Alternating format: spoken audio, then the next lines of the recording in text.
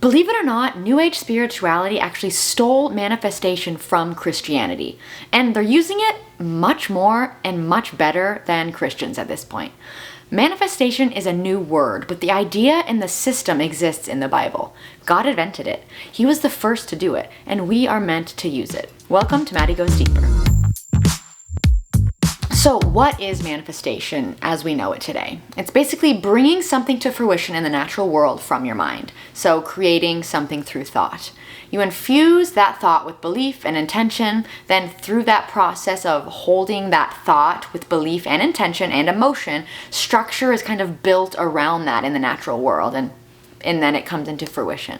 So manifestation includes intent and expectation. What you expect to get and you intend to have, you will eventually have, because the world is programmed around us to give us what we expect. It's literally just how it works. What you think about comes about. And that comes from God. God created that. That was how it was in the very beginning. God created that system. He was the first to use it. God thought, then he spoke, then reality organized itself around him based on what he intended to build. So it's not a demonic perversion. New Age stole manifestation, but God created it and gave us that ability as well. Of course, Satan would love it if we attributed manifesting to demonic spirits. But the thing is, demons can't manifest or create things on this earth. But maybe they can through us. Since God gave us that ability, we could potentially be influenced to manifest something bad through fear.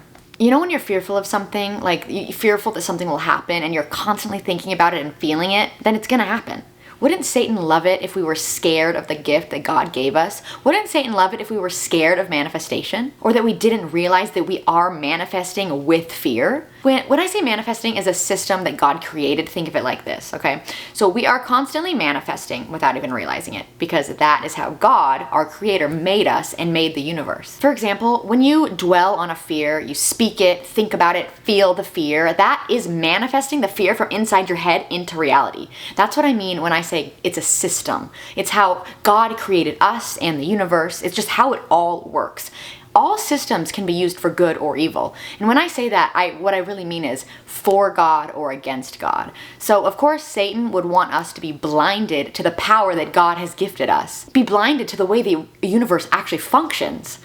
I heard an example with this perspective from the Deep End podcast saying that Joe Dispenza is going to hospitals and healing kids. Christians should be doing that. Is it bad that he's going to hospitals and healing kids just because he's not a Christian?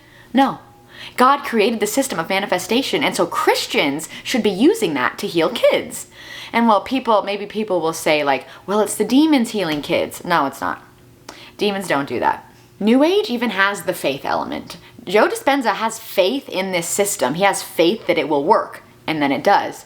Because it does work. I feel like we need to quit being so scared as Christians and have a little more faith. Jesus Christ dwells within us. Do you realize how incredible that is? We can literally do anything through Christ who strengthens us. I really think we need to start remembering that and then acting in accordance with our confidence coming from Jesus. Instead, we're sitting here scared of manifestation when God literally manifested the world into creation, and he has gifted us that ability as well. Okay, so what about those people who say manifestation is witchcraft? Well, manifestation is neutral. It's the way in which God created us and the universe to function. So you can use it for good or bad. Witchcraft is rebellion.